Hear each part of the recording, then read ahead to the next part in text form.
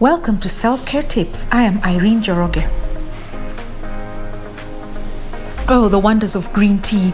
Green tea is one of the most beneficial drinks you can have. It is not only healthy, it also gives you a boost in terms of energy, and it's good for age management and also for your skin. Now, green tea is an acquired taste, but the more you drink it, the more you come to appreciate its unique flavor. Talking of flavor, it is rich in flavonoids, which are very good antioxidants. They help to actually prevent cancer and even tooth decay.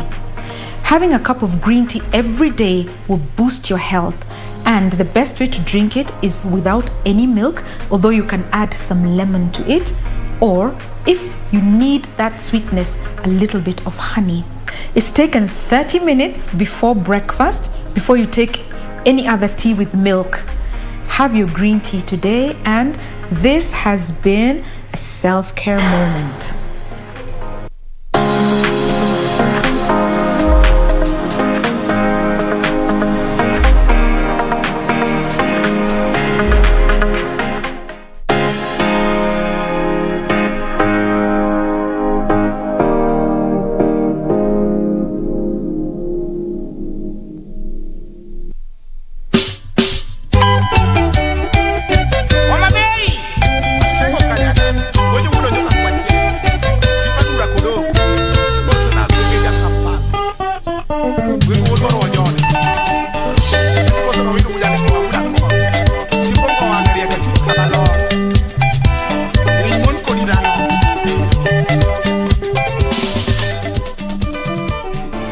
Do you have a news story to share with KBC?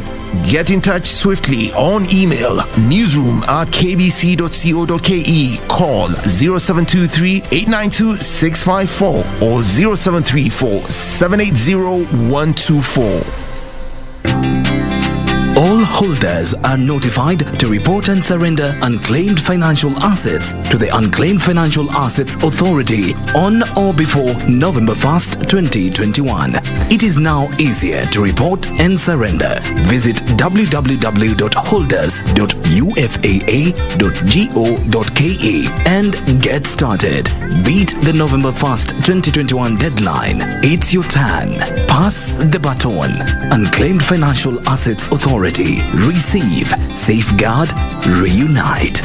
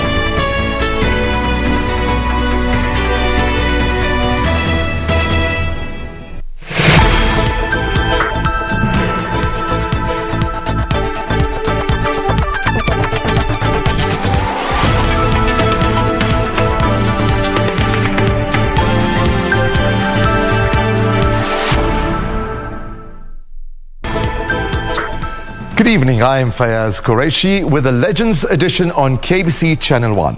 Stay tuned for our Living Legends segment. Our guest tonight is Francis Nyatome, athletics administrator and a living encyclopedia of Kenyan sport. And our sign language interpreter for tonight's edition is Byron Abuli. First, a quick look at the highlights for tonight's bulletin.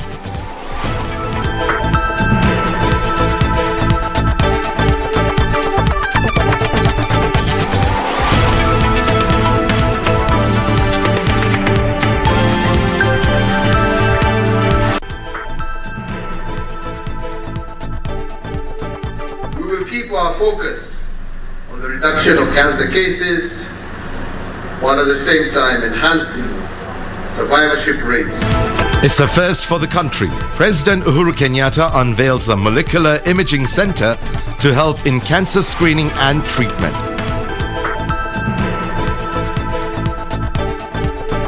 The political matrix shaping up. Deputy President William Ruto tours the coast region as opposition leader Raila Odinga woos locals in Isiolo. Kenya joins the globe in commemorating World Food Day as food insecurity remains a threat.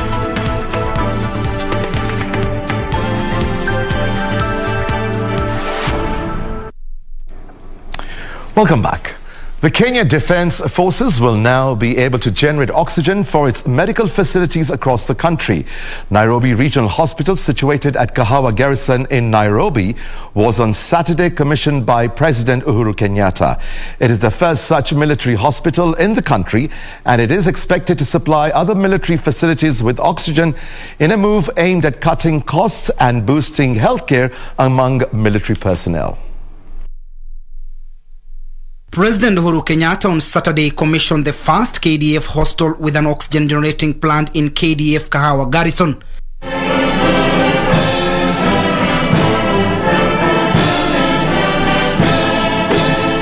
While presiding over KDF Day, the president said the level 4 hostel with 150 beds will go a long way in ensuring that the KDF officers get quality health care. We are also in the process of upgrading Forces Memorial to a level 5, as well as the development of a new level 6 hospital in Kabete. The president lauded the efforts of the men and women in uniform for securing Kenyan borders.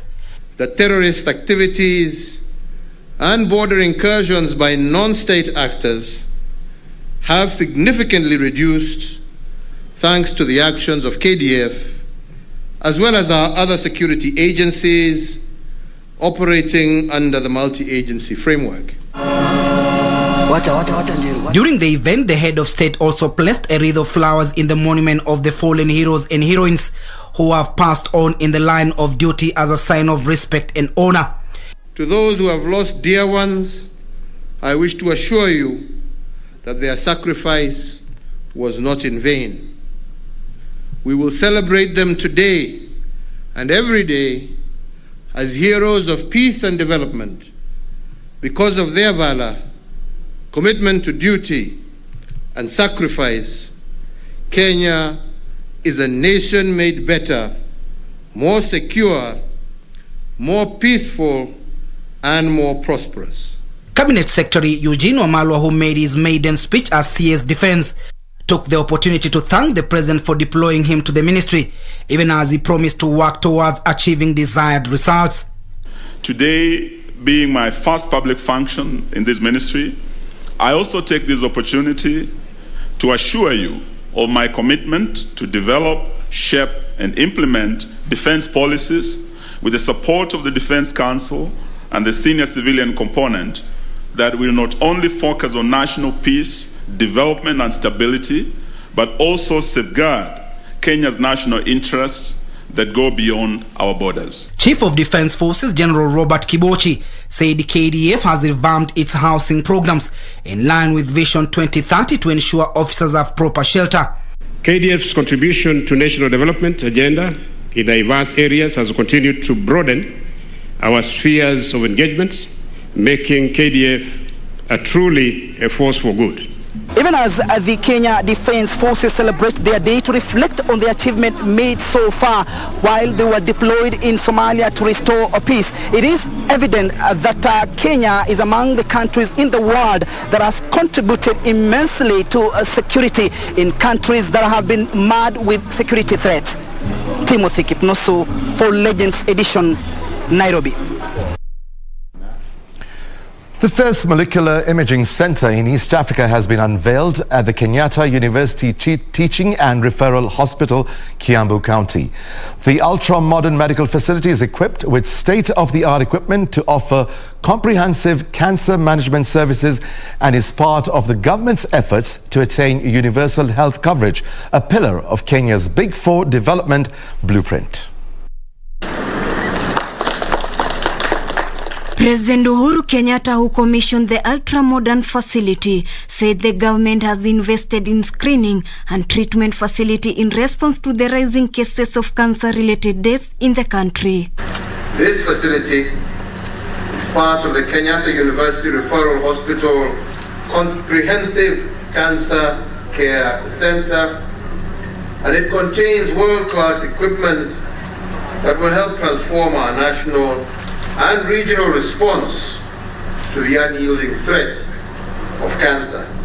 The president observes that the greatest bottleneck in cancer management in Kenya has been lack of adequate facilities for early diagnosis and accurate stage grouping that the facility seeks to address. As a government, we have invested a lot in health, equipping health facilities, training healthcare workers such as nurses and doctors, as well as other healthcare professionals. The president, who was accompanied by the First Lady Margaret Kenyatta, said the new cancer treatment center, which is equipped with a 100-person hostel facility, will save Kenyans the over 10 billion shillings they spend on cancer treatment outside the country annually.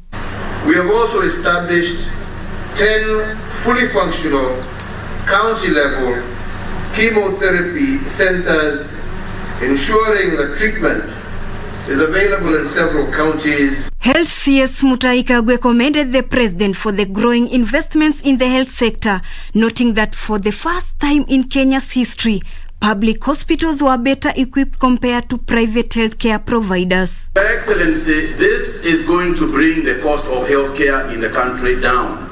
And we have been complaining about the charges that private hospitals sometimes charge our people.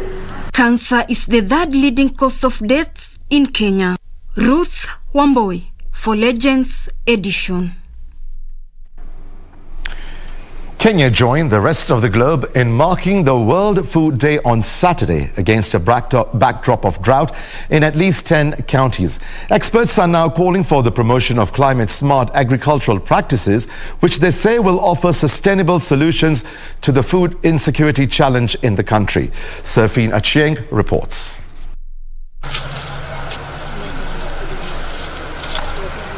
It's mid-morning in Githunguri constituency of Kiambu County. Alice Kanoi is tending to her organic farm. Nami nalima mamboga hii ya organic ya kienyeji, managu, terere na hii dhoro. It is a venture she started in her youthful days, and it has since turned into her sole source of livelihood. Sasa karibu miaka 13 nikawacha na watoto. Sasa nimelia watoto nikiwa peke yangu, na sasa wamekuwa wasima, wako kwa manyumba na wote hakuna mtu hajaenda college na secondary. Alice used to be a conventional farmer before switching to agroecology. Sisi tunapanda bila chemical. Ile chemical tunatumia sisi ni ile ya kujitengenezea na majani ya kienyeji. Kama bilibili, majani nyingine ile kari, tunachanganya, tunafuahua hiyo. Ndio wadudu wanaenda. Alice is among hundreds of farmers who have benefited from training of climate-smart agricultural practices organized by a non-governmental organization. As Pelham Kenya, we are strongly advocating for agroecological practices among our farmers, and to do this, definitely we have to target the policies, the agricultural policies that are in place. Kenya is marking the World Food Day amid grim statistics indicating that over 2 million people in 12 counties are facing acute starvation. Experts say that for this cycle to change, the government must invest in proactive interventions, which include promotion of climate-smart agricultural practices. We are advocating for policies at the county levels, where agroecology can be given its own space and even resources and its due attention, so that the counties, through the Ministry of or Department of Agriculture at the county level, can address these issues and promote agroecology as opposed to just conventional agriculture. As a build-up to the World Food Day, Pelham Kenya organized an agroecology awareness forum in Kiambu County, which saw hundreds of small-scale farmers trained in addition to showcasing their produce. Leo watu wametoka maeneo mbalimbali, wametoka Githunguri, wametoka Lari, wametoka mpaka Murang'a na Kirinyaga, wamejumuika pamoja ili waweze kuongea pamoja na kuangalia yale mambo ambayo yanakuwa kizingitio katika ukulima wao. As the country struggles to feed its growing population, the clarion call remains embracing agroecology, which experts believe is not only sustainable and affordable, but a major boost in filling the gaps of food insecurity in the country. Reporting for KBC Channel 1 from Kiambu County, I am Safin Acheng Oma. 156 people have tested positive for coronavirus, while 5 patients have succumbed to the disease, increasing total infections and fatalities to 251,959 and 5,215 respectively. The positivity rate is now 3.5%. In the last 24 hours, 101 patients recovered from the deadly disease, pushing recoveries to 245,178. Of the latest recoveries, 198,071 are from home-based care, while 47,107 are from various health facilities. Globally, over 240 million people have been infected, while 4.9 million have succumbed to COVID, according to data from Johns Hopkins University. ODM leader Raila Odinga has pledged that his government will improve the road network connecting the northern part of Kenya to open up the region to commerce if elected president. The former Prime Minister, who was on a tour of Isiolo County, said the road network linking Kenya to Ethiopia is part of the Vision 2030 economic blueprint that he developed during the Grand Coalition government and was aimed at creating wealth and employment for the local population. Raila promised the construction of an abattoir in Isiolo and the expansion of the Isiolo airport to enable locals to export meat to the international markets directly for better returns.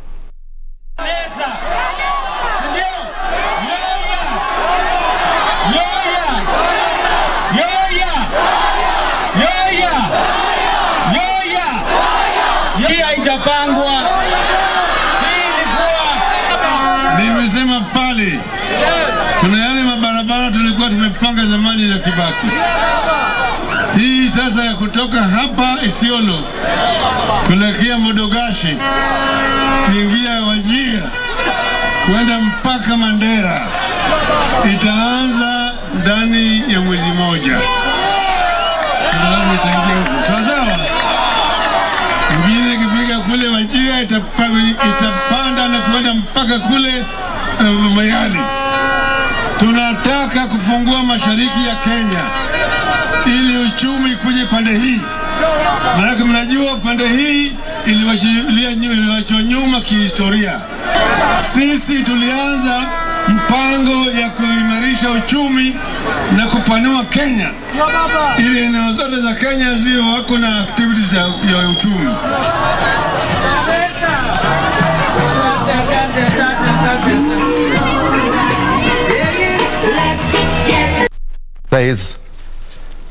He has a vision to change the country's fortune through his bottoms-up approach.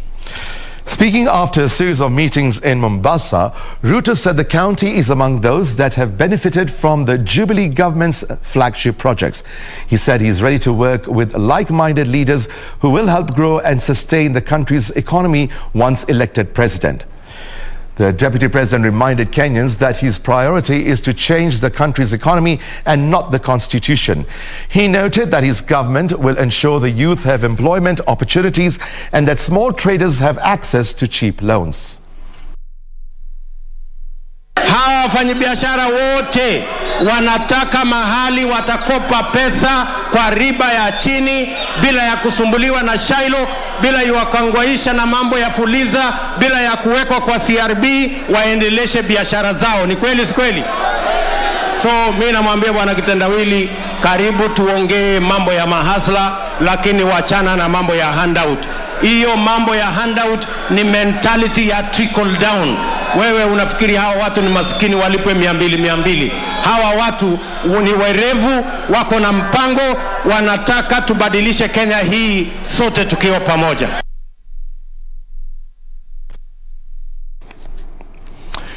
And now we'll take a short break. In the meantime, stay tuned for our Living Legend segment. Our guest tonight is Francis Nyatome, athletics administrator and a living encyclopedia of Kenyan sports. Stay with us.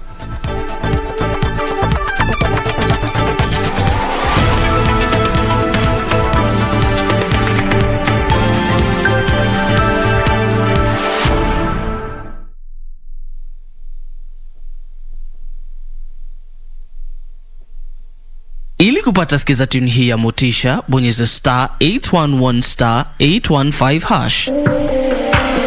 Wengi wamelazimika kusitisha ndoto zao kufuatia vigezo na changamoto mbalimbali maishani. Hata hivyo, mwishowe kilicho chako huwa chako, ukitia bidii bila kupoteza kilichokupa motisha mwanzoni. Ili kupata skiza tune hiyo ya motisha, bonyeza *811*815#. *811*815#. Log on to the KBC website at www.kbc.co.ke to get the latest breaking news, entertainment, sports, politics, lifestyle or business trends from Kenya and around the world. Never miss new episodes from your favorite TV shows, reruns and movies. Just stream online or watch live on your YouTube channel at KBC Channel 1 TV shows. For the day's biggest stories, trustworthy news and family entertainment, log on to KBC Channel 1. Watch what you want anytime, anywhere.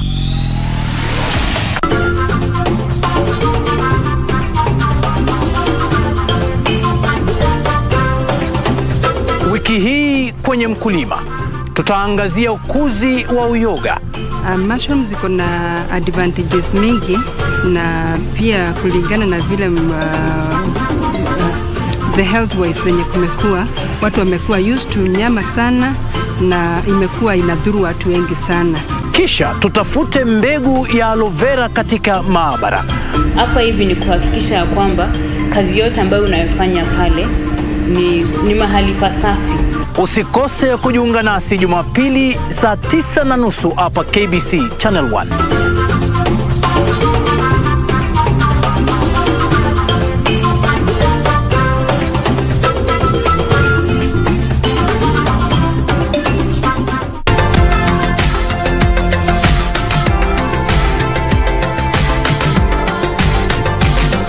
Speaking fluently comes easily for most of us. However, it can be a challenge to some. Stammering is a speech disorder.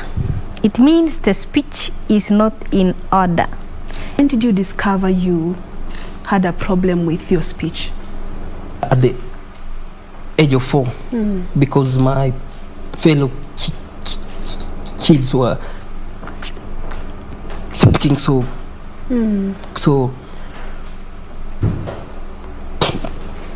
fluent. What needs to be addressed, like he's talking about? Giving information to the teachers. Most teachers have no idea that this is a case of stammering. So if they are made aware, they will be handled differently.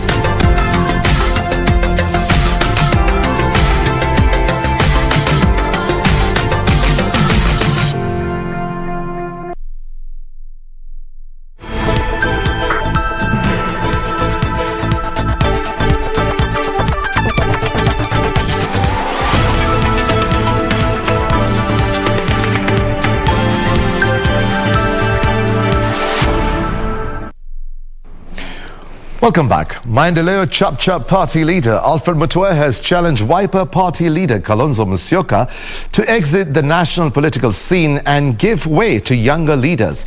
Mutua dismissed Kalonzo's 36-year reign as the lower eastern region's kingpin, claiming there is nothing to write home about.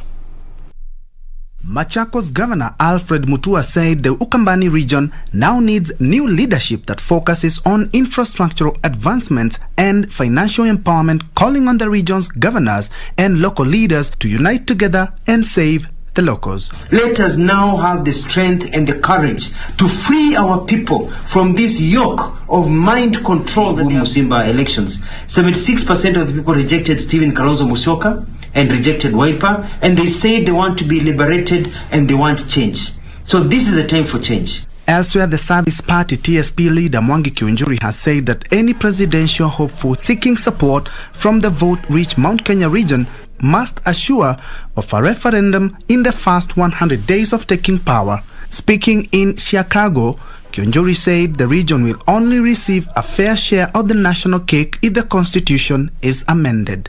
That the only way we shall collect the injustices is through change of the constitution and change of the law. Na ndio wengine wetu, we don't care. We have to tell our people the truth. If you truly want to take care of the people of Mount Kenya region, you must assure us that you are going to change the constitution in the first 100 days. Finally, Kiambu Deputy Governor Joyce Ngugi has challenged women to fight for elective positions in next year's general elections. Speaking in Juja during celebrations to mark International Rural Women Day, Ngugi said women have shown that they have strong leadership skills and can improve in policy development. I call upon our sisterhood. If there is one who is vying, can we support our own? Can we support our own there so that we will have great numbers towards the end there? And now we are going to 2022 elections. There are so many women who will vie. Please, we support one another, stand with them, and we are going to increase our numbers. We know that. For Legends Edition, I'm Ben Troinju.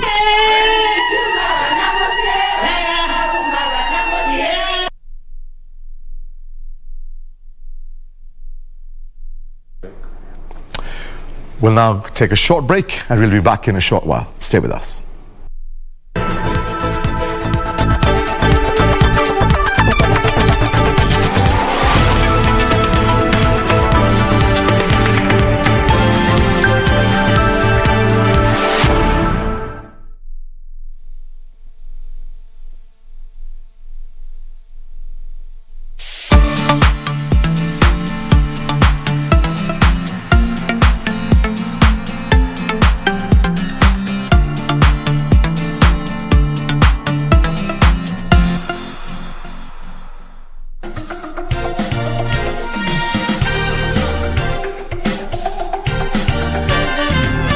Do you tell your friends, oh, I met someone, I think there's something going on here? Not the first day. Yeah. I think after the second or third time, that's when I said, you know, I told my BFF, I'm like, you know, I met this guy, he's cool. Like, okay, how old is he?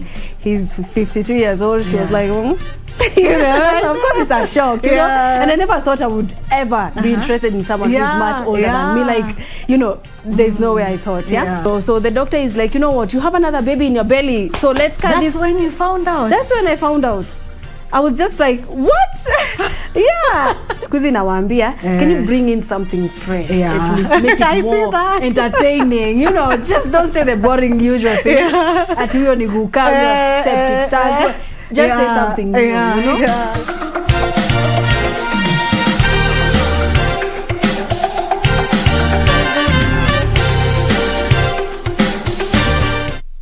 As we celebrate this year's Mashujaa Day, your national broadcaster KBC has prepared a special lineup of programs to make this occasion memorable.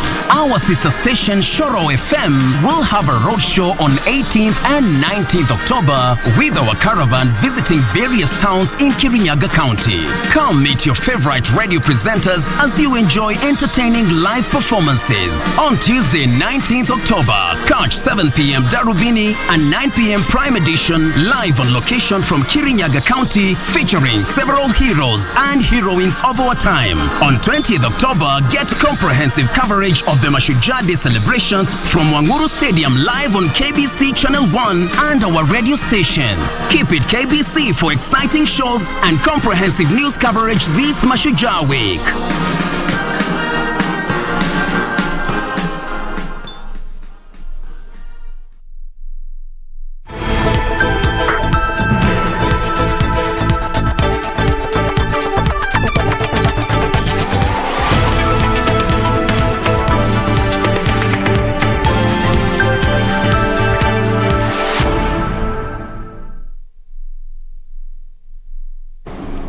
Tonight on The Living Legends, we speak to a man who is best known for his contribution to athletics. He has been an administrator, trainer, and a living encyclopedia of Kenyan sport. But little is known of him as an aviation engineer who brushed shoulders with the country's VVIPs. Tonight, we get the story of Francis Nyatome. Francis, welcome. It's an absolute pleasure to have you here with us as our guest tonight. And in your own words, tell us more about this amazing athletics administration career that you've had and still have, and expound on it. Thank you, sir. I am, as you have said, a qualified technical official in terms of athletics officiating. Many technical officials have gone through my training to become technical officials of the AK, Athletics Kenya.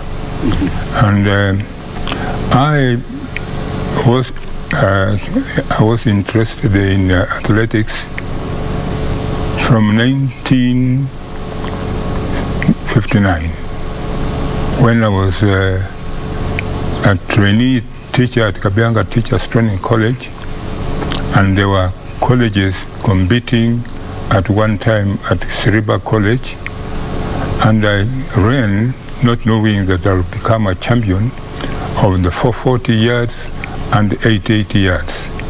So you were also an athlete as well, beside being an administrator? Yes. So your career actually started as an athlete? I started as an athlete. 440 yards was what is called today the 400 meters? 400 meters.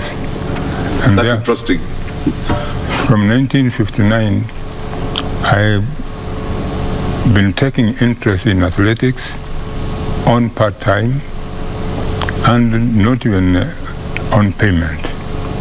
It's my interest. I'm very much interested in athletics, and it is good to note here that I became a PRO at one stage of Athletics Kenya, and I used to relay all the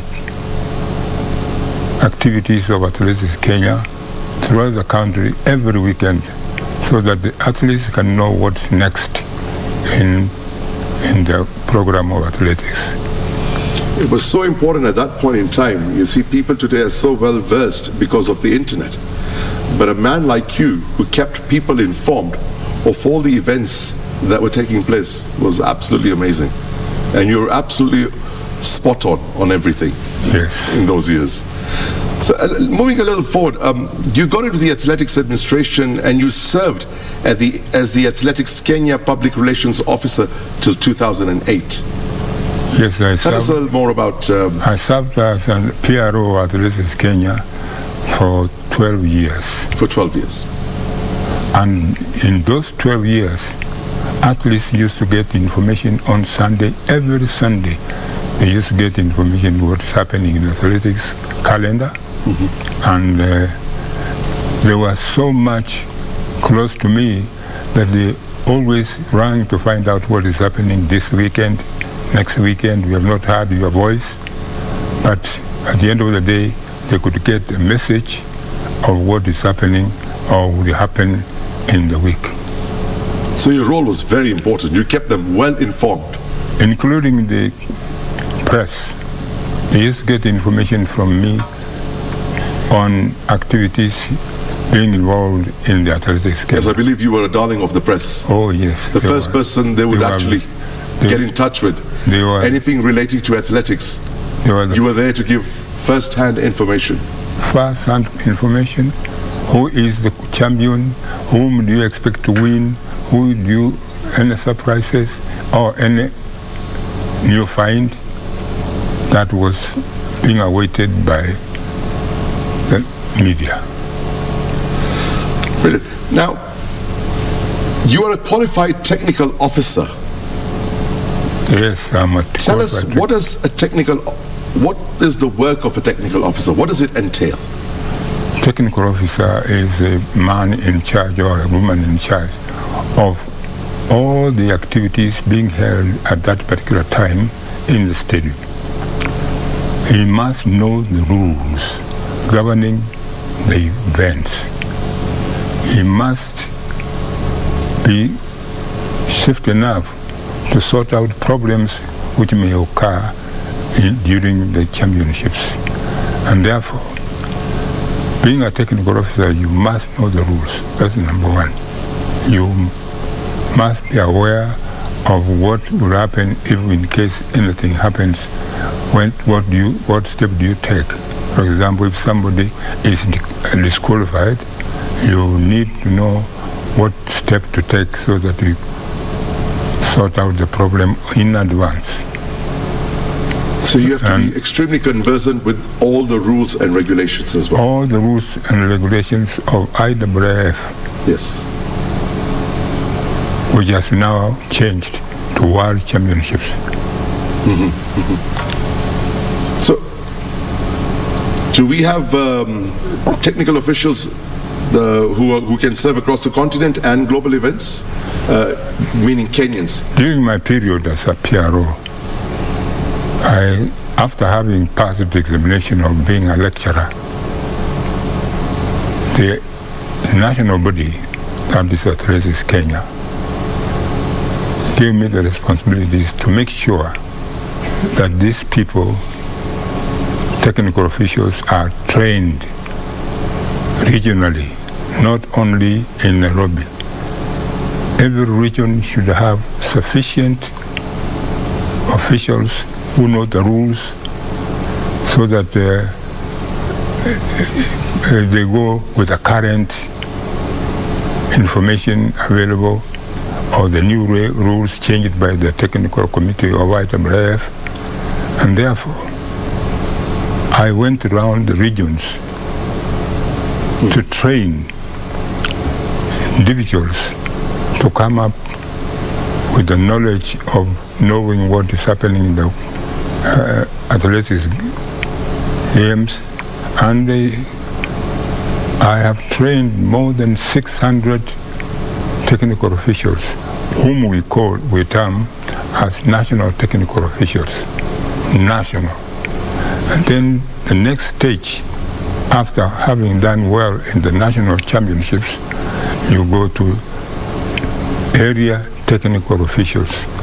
Area technical officials that you can now go and officiate in Uganda, Tanzania. That's area. After passing the area exams, you now try to be international technical official, meaning you can now officiate the World Championships, the Olympics, the Commonwealth. Mention it. Do we have Kenyans who are officiating at international level today? Yes, we have. We do? We do. That's commendable. We are very proud about it. We have got technical officials who can officiate. Like, for example, we are the World Youth, we are the World Junior, and we are our own officials manning that event or those events. That is great. We are capable of hosting any other event with the resources that we have. It's a matter of pride for us that we have Kenyans that are trained to that level, at international level. Yes. Which is amazing. And it's good to hear that you've trained so many of these across the years. Yes. More than 600 That's commendable. participants. Commendable. Yeah. 5-day training with the 6th day little examination to see whether you have understood or you are still lagging behind. No, I mean, that's amazing that we've reached a stage today in this country today that we have officials that are serving internationally, and that's commendable training. Just recently we had the championships in Nairobi, and it was manned by our own technical officials, and it was well done. And I repeat, it was well done. It was well officiated, no complaints, No, nothing. I was a member of the jury. I never discussed any case. Jury are the people who solve disputes in case of any appeals of either mischarging or disqualifying an athlete without knowing what exactly happened. And I was there for 3-4 days without listening to any case, meaning therefore that we are capable of officiating any event that will come ahead of us. You and other technical officials, I think, are the unsung heroes, people behind the scenes who matter so much. They do. Moving forward, you're known as a living library of Kenyan athletics and oversee the Athletics Kenya Museum Library and Museum. Tell us a little more about that as well. We have a small museum in Athletics Kenya, of which I look after. And we have so many books covering rules governing athletics in this world.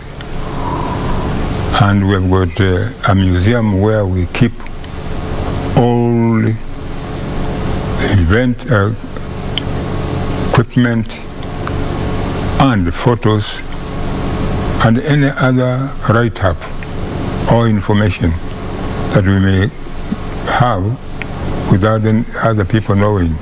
We keep them in the museum. People come and visit the museum and see what we have kept in there, the photos, the equipment, what we used to use in 1959 or 60 or 62 is not what we are using today as a shot put. Javelins, we used to use the sticks. We are not using sticks anymore. We have those samples we have collected from some people who had them, and people come and see what we used to do or what we used to use during those old days. And therefore, we have a small museum of which children come and see what is involved in keeping that museum alive. Francis Nyatome, it's been an absolute pleasure having you as our guest tonight.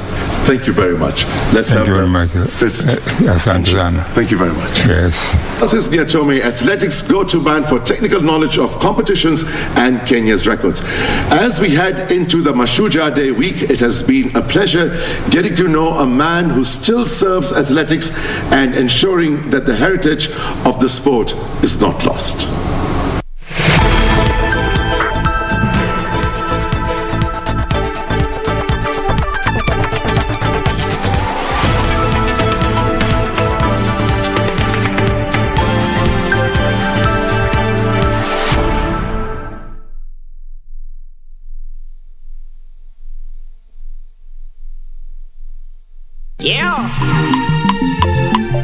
Take a musical trip around Africa right here on KBC Channel 1. Every Sunday from 2 to 3 p.m. on Afro Vibes. Because this is the hottest show right now. We give you a musical cocktail from North Africa, Central Africa, West, South and East of Africa. We are live and we are loud. Where about it today? I want to show them my attitude today. Your Sunday will never be the same again with DJ D and DJ Leo on Afro Vibes. Your musical passport to Africa. Allow me to enjoy myself. Allow me to enjoy myself. Allow me to enjoy myself.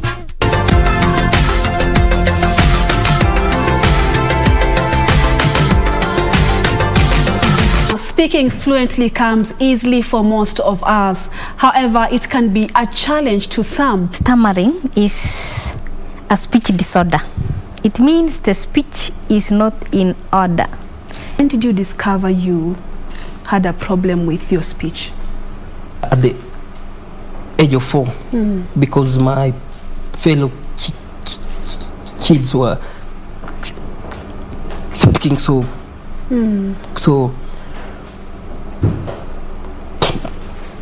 fluent. What needs to be addressed, like he's talking about? Giving information to the teachers. Most teachers have no idea that this is a case of stammering. So if they are made aware, they will be handled differently.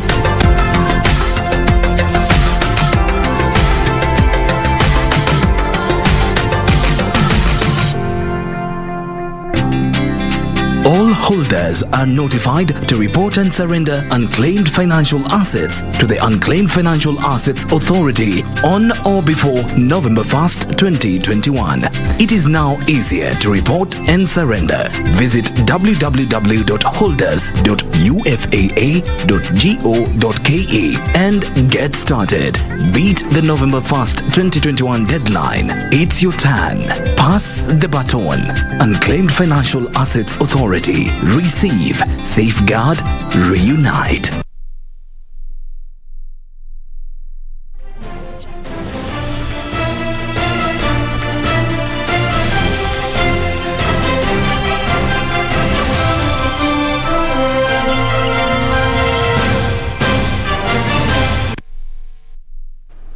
Good evening, I'm Topi Liambila with the sports segment of the Legends edition this Saturday evening. And in the highlights tonight we have for you Tusker FC lose but vow to bounce back against Zamalek, FKF in a tussle with the ministry, and results from the FKF and English Premier League matches played today.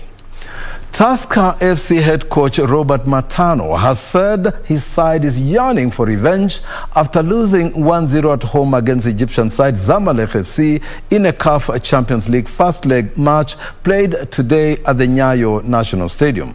The return leg will be played on 22nd of this month. Fred Mwoki with the report. And then to finish it off, having beaten the goalkeeper. Tusker and Zamalek played out to a goalless draw in the first half. However, the Egyptian side came back rejuvenated in the second half and scored a goal in the 47th minute through Ashraf Benchaki. Talking about how to bring the ball closer. Again, a chance for a 45 and then a dummy here, and it's put in the net. It goes in from Zamalek from the most difficult of angles and duping everybody else. 2 times they made it look like it was just going to come in as a 45 cross. And the 3rd time, the coach himself cut it off from the left side. Tusker head coach Robert Matano has said it will be seeking revenge come 22nd of this month when his side will be playing the return leg. They're playing also, and our players, maybe most of them have not played that high level competition. But I know I have seen them, and we are going to plan for them. But also we need courage, we have to be composed, and we have to have that urgency. We have to have that anger to play. We didn't have that one. We're in national team in the last few days, so never easy to prepare such a difficult game with preparation a bit disturbed. But I'm really ask the player to be strong mentally and to, no matter the circumstances, to be able to be strong defensively as usual, and we did it very well. We did concede just one opportunity in the last minute, but most of the game we were fantastic in terms of spirit and in terms of organization defensively. Frederick Mwoki for Legends edition. Football Kenya Federation says they are ready to comply with the Sports Cabinet Secretary Amina Mohamed's directive to audit the accounts of the federation so long as it complies with the 2013 Sports Act, the FKF Constitution and the FIFA statutes. The federation said they are unsure of the objectives of the said inspection, and they have written to the Cabinet Secretary for Sports seeking further details.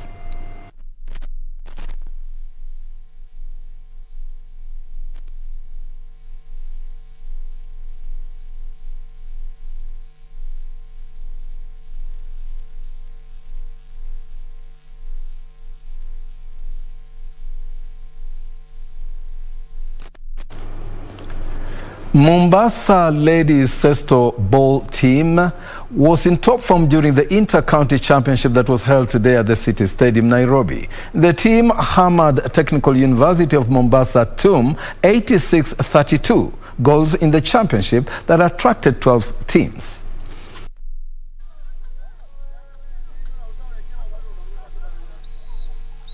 Sylvia Akinyi netted 14 goals that helped Mombasa ladies beat their counterparts Tum by 86-32 as the State Football Federation of Kenya held the second inter-county competitions today.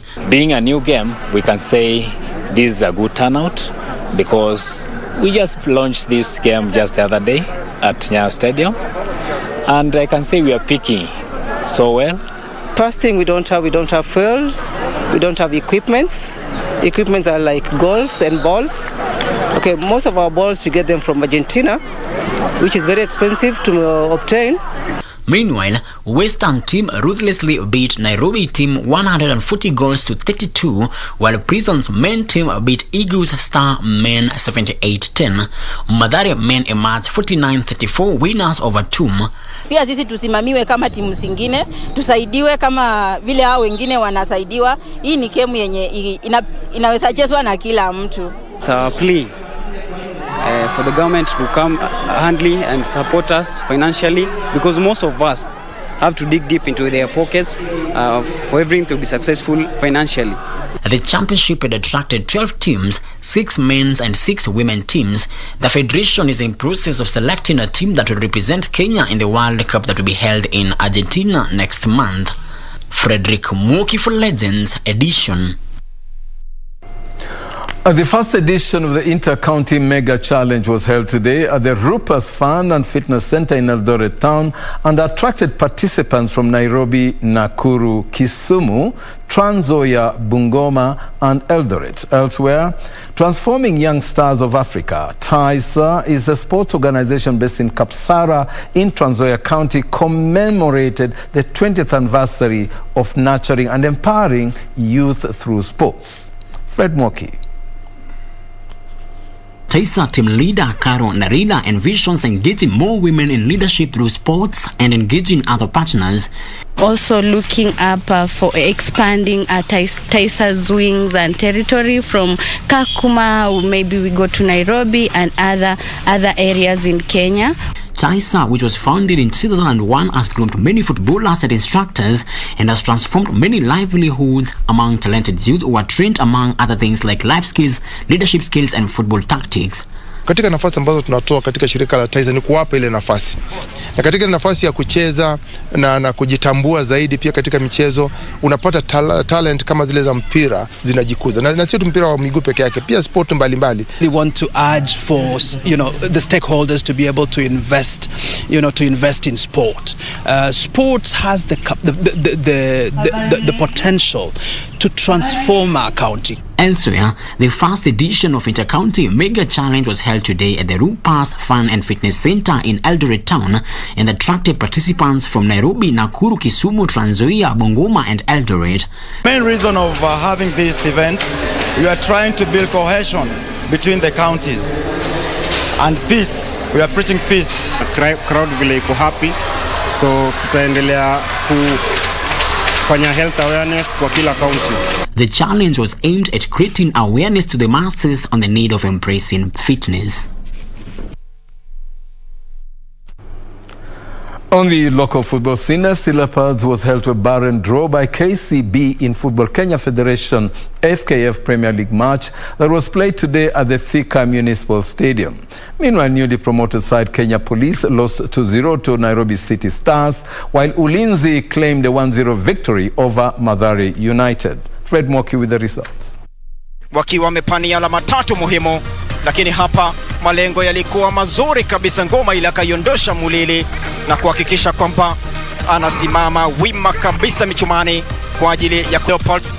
Walikuwa wameingia kwa uzuri kabisa hapa, bila shaka akiwa na malengo makubwa sana kuandika bao, na hii ilikuwa nafasi adimu, tena nafasi kubwa kabisa, na bila shaka ngoma ikakuwa imekataa kata na mara hii tena kawai nafasi nyingine ikapapa Yukdidan akajaribu kuingia nafasi kama hii akapangua. Definitely hiyo ni improvement kwa sababu unaona kwamba tuliweza kupoteza mechi yetu ya kwanza, so kupata point moja siku ya leo inamaanisha kwamba kuna improvement, and I think ni towards direction nzuri, so mechi next lazima tutakuwa tunangangania kupata points 3. Yes, Uguti kwa uzuri kabisa hapa, akajiaminia akamega kwa uzuri, lakini On the international scene, WRC, Thierry Neuville won all the 3 Saturday morning speed tests at the Rally de Spain to stretch his lead to almost double figures. The dominant Belgian, who was fastest in the Friday's final 3 special stages, stretched his unbeaten run with a masterful drive on smooth and flowing roads in the Costa Dorada Hills to increase his advantage over Efin Evans to 9 seconds. Championship leader Sebastian Ogier hung on to 3rd position. Mwoki with the details.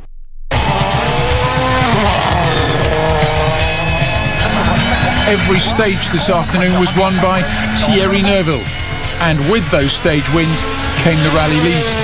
Not by much, just 17. Si ouvrez comme 120 plus, il encore 2 80 mètres. Gauche 120 moins, il encore 120 moins, il encore. Ouvre léger. Left pass forward tight, 100. Left tight straight. 3 kilometers.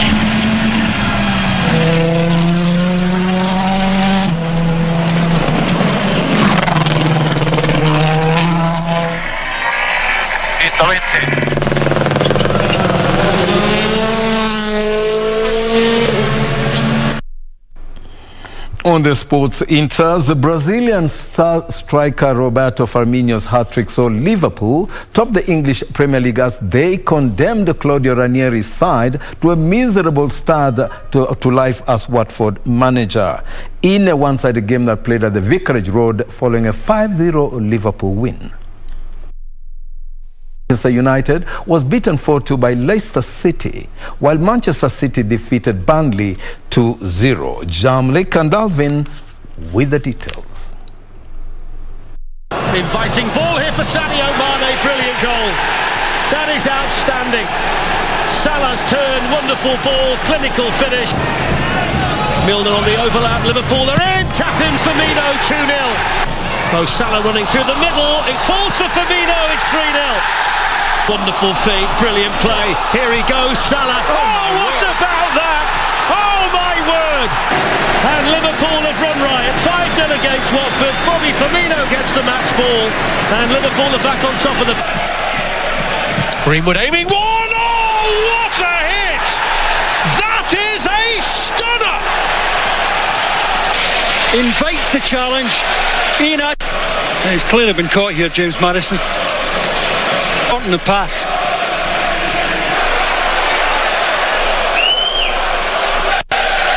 The months of the season from which he was absent into his return. Good first touch, tempted for Jamie Vardy, didn't it?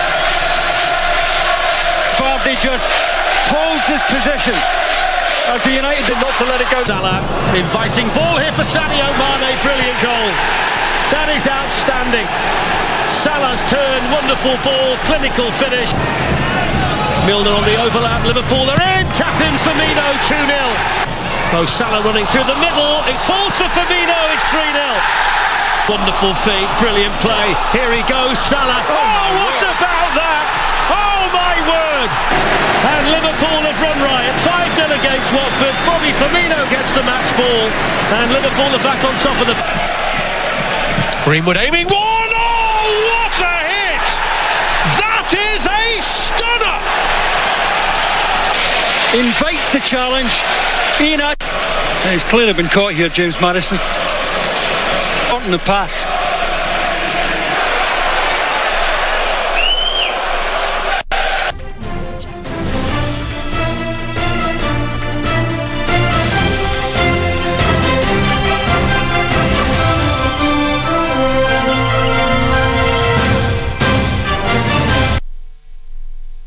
Well, ladies and gentlemen, my name is Topi Liambila, and with that compilation, it's a wrap on the sports segment of the Legends edition this Saturday evening. Looking forward to be with you again next Saturday.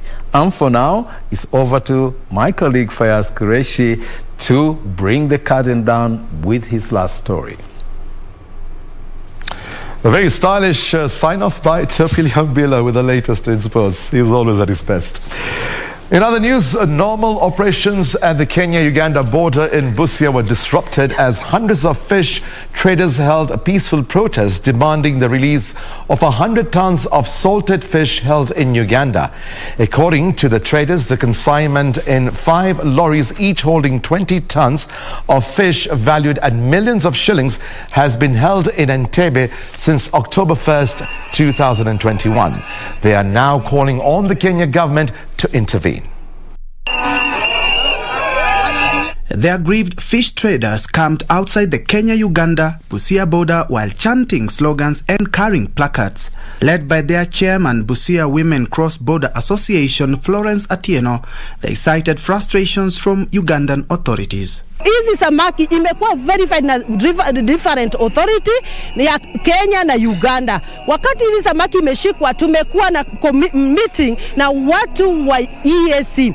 EAC walijaribu kwenda kuelewana na EAC ya Uganda na hawajatusikiza. Elsewhere, residents of Marakwet have demonstrated to condemn the killing of 4 people in Ngachar village on Friday by bandits. The victims, who include a mother and her 2 children, were shot dead along Kapkobir Tot Road. Tumehusunika sana kama walimu na wasasi wote wenye wanaleta watoto wao hapa, na watoto wamehusunika sana, sijui kama watakuja shule Jumatatu kwa sababu wamepoteza wenzao. And in Samburu County, a ranger was killed at Kitiole grazing field following a conflict between 2 neighboring communities residing in the area. Area County Commander Samson Ogelo said 2 firearms, an AK-47 rifle with 20 rounds of ammunition and FM with 15 rounds of ammunition were recovered at the scene. Naomba politicians wawe macho na walete amani ambayo inatakana ikae kwa hii 2 communities. I would also like to warn rangers not to get involved in raids. Rangers wafanye kazi yao ya kudefend. A young woman drowned after slipping into a quarry at Kiobege, Masege East in Nyamache Sub-County, Kisii County. Eyewitnesses say the 22-year-old mother of 1 had gone to draw water when the incident occurred. Tuliweza kutoa mwili, lakini tukapeana first aid, alafu akapelekwa hospitali pale Nyamache district sub-county referral hospital. Hata hivyo, ripoti ambazo tulipata baadaye ni kwamba ilikuwa bahati mbaya, wakati alikuwa anaendelea kupata matibabu akatuacha. In Migori County, there was drama at the Milimani Seventh-day Adventist Church in Oyugis as worshippers protested the interdiction of their long-serving pastor. The Kenya Lakefield Conference boss, Pastor George Ogayo, was forced to lock himself in a car for over 2 hours before police intervened. Samumbo alikuja na sheria ati haifai kukula samaki wala nini, tuseme ni flesh, na yeye anakula kwake hizo samaki na hizo nyama, bora pesa iende chini, nini mapato ikuwe juu tuseme ni tithe ikuwe juu. And the Interreligious Council of Kenya and the National Anti-Corruption Steering Committee have launched an anti-graft policy document in a bid to combat the rising cases of corruption in the country. This is an important tool and a resource to fight corruption in this country. AutoCheck Kenya said they will also introduce additional technology solutions that will integrate the auto ecosystem and increase market adoption for auto loan financing. And that's all from our newsroom. Join us next week at 9 p.m. for the Legends edition only on KBC Channel 1.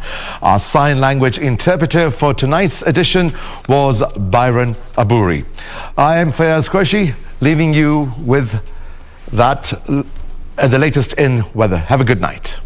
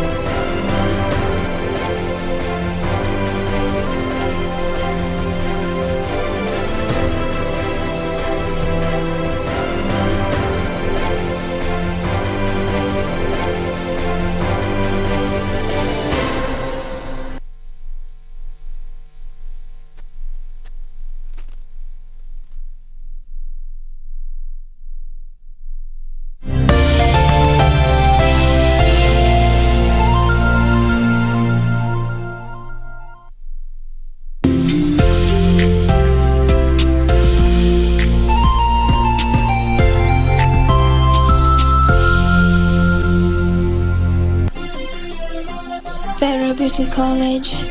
Vera Beauty and Fashion College, with branches in Nairobi, Eldoret, Thika and Meru. Did you know that we are a TVET approved institution? We offer courses in fashion design, interior design in soft furnishing, event decoration, flower arrangement, event planning, hairdressing, barbering and dreadlocks, beauty therapy, makeup, nail technology, spa massages, teaching skills, TOT, solo business management, and many more. Register now and visit our website on www.verabeautycollege.com. You can also call on 0725 923 550 Nairobi branch, 0728 087 689 Eldoret branch, 0722 227428 Thika branch, 0725 000-706 Meru branch. Vera Beauty and Fashion College, a TVET approved institution.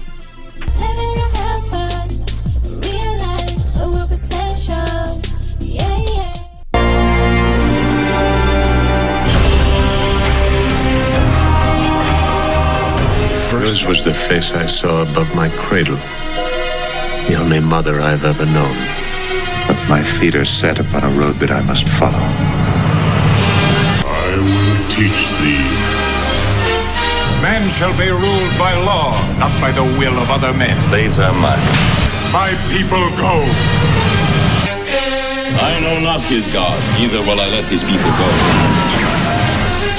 You have not obeyed the Lord. This night, the Lord our God will deliver us from the bondage of Egypt.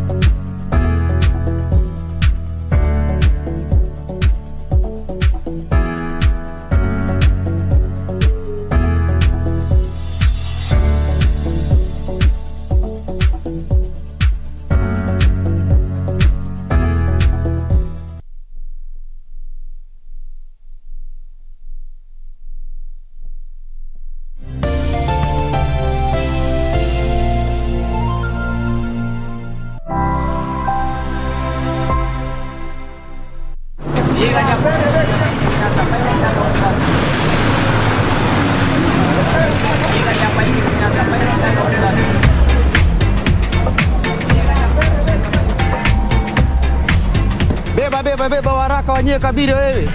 Yaje, wanyie kabiria. Beba waraka wanyie kabiria wewe, wawili waraka hapo wewe. Beba wanyie kabiria wewe. Sita. Na leo Josu umedunga. Uko smart mbaya. Kamu cheki. Cheki nafasi. Sunda hapo basi. Wewe Buda. Imebakia mdi moja, kampishi. Kabiria. Chwani. Wewe. Very fast. Gari mbele. Kila mtu pesa mkononi.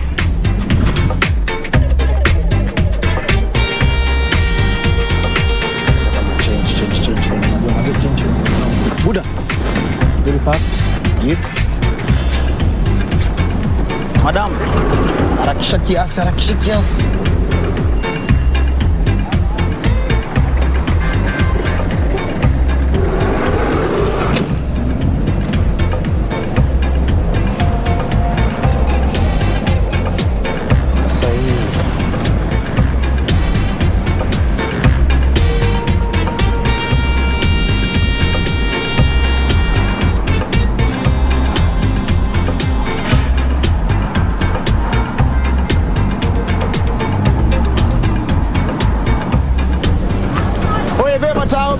Beba tao. Beba tao, beba tao. Noji. Wewe kampishie mazee. Tuishie wapi? Wewe mazee buka mpishie. Wewe twende tao mazee joka skodi kajamo hivi kwanza. Du. Wewe umesahau headlights haziwak mazee. Ati? Kwa unataka kunemea njoro kuzitengenezesha jana? Unajua njoro? Sasa nani juu mzee kitambi wewe nawe? Huyu mzee ule amlia kuchapia watu wewe. Njoro ni toast wachana na yeye mtu yangu. Mr. Kuriski mpate na toro pale. Wewe ingia tuishie wewe. Ati? Wewe ingia tuishie, mimi niko na side hustle yangu baadaye. Aya uko serious? Asuka hapo.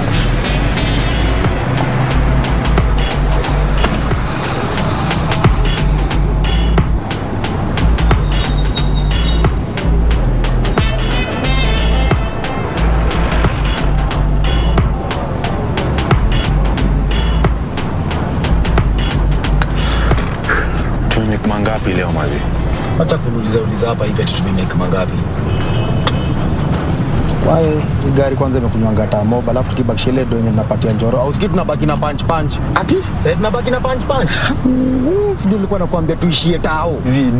Du mazi kanyageo. Mimi sasa vunja mgongo mimi mazi ati nikienda rao ya punch tao. Buda mazi nielewe. Nimeget tu mtu mwingine juzi. Nahitaji ganji. Ni nini mbaya na wewe? Sasa si mzigo yangu, hiyo ni shauri yako. Unaniambia hiyo ni shauri yangu?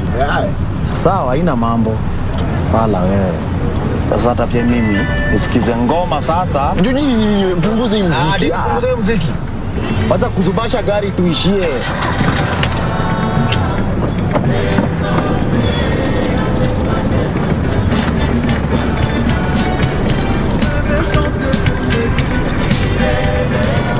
Angalia sasa. Nini? Makarao mazee. Ni wakitisha kitu. Mimi natoka kwa mfuko wako nini wala. Hakuna. Wacha nikwambie noma yetu sisi wao. Mimi sitaki kujua.